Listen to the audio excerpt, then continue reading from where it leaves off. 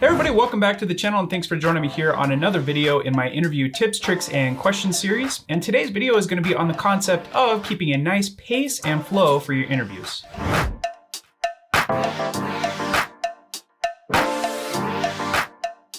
Flow and pace are super important for really any type of interview. This goes for UI, UX, graphic design, development, whatever it is. So this really applies to any of you out there. It's really critical to keep a nice, consistent flow to your interviews from the first handshake of that hiring manager to the last handshake when you're walking out the door. It's important in any interview that you do that you start out the interview with a lot of excitement and a lot of vigor, and that you're showing the interviewer and the hiring manager that you're excited to be there and that you want that job. And that's because first impressions are super important in any interview. Me as the interviewer or the hiring manager, it's hard for me when someone comes in and they sit down with a wrinkly shirt or their unkept hair and they're not overdressed. It's hard for me not to use that as a basis to judge them for the rest of the interview. I actually cover this entire topic of first impressions in another video on this series, and I'll link that at the end of this video so you can check it out afterwards. But first impressions are super important and can be something that really makes or breaks that interview. Generally, one of the first steps of any interview flow is you're going to get asked that generic question of tell me about yourself. You should be prepared for this question and you should be ready to answer it quickly, concisely, and efficiently, but you also want to time box this because it's the first part of your interview flow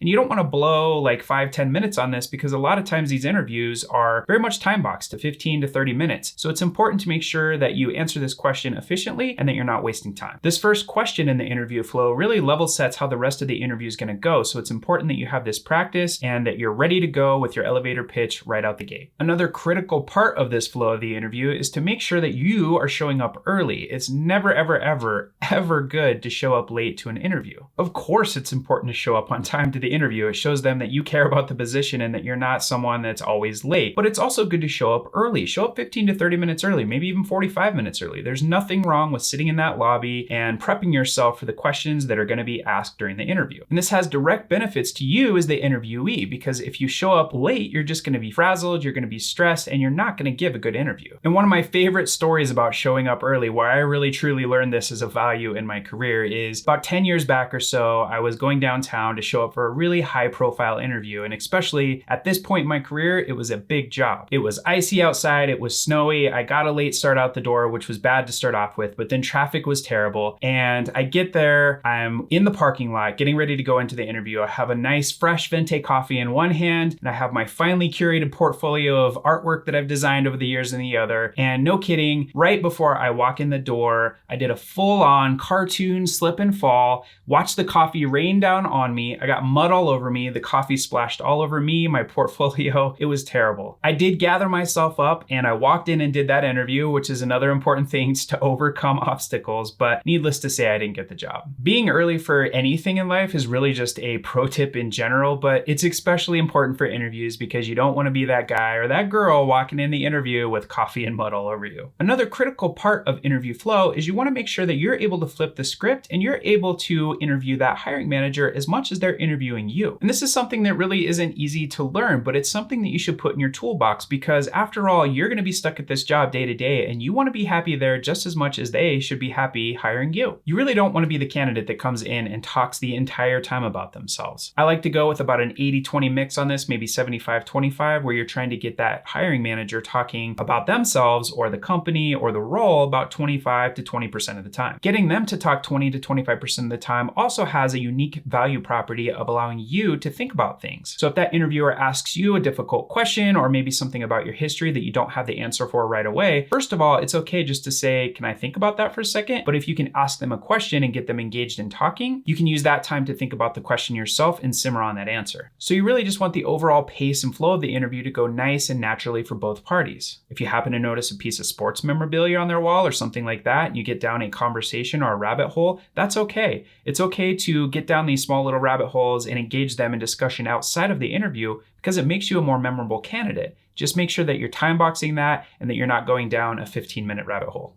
And the end cap for almost every interview flow is going to end in that question about, do you have any questions for us? Do you want to know anything about the company? You want to make sure you're locked and loaded on this one and that you're prepared to answer this with a succinct and precise thing that you've practiced. This is a good time for you to show the interviewer and the hiring manager that you're interested in the job and that you really want this position. And thanks for joining me on another video in this series. Hopefully you got some value out of this. And if you did, please make sure that you hit that like button, you subscribe, and you hit that bell notification if you want to be notified of future videos. I'll link that full playlist here if you want to check out some other videos in this series after you're done with this one. Thanks for joining me, and I will see you on the next video.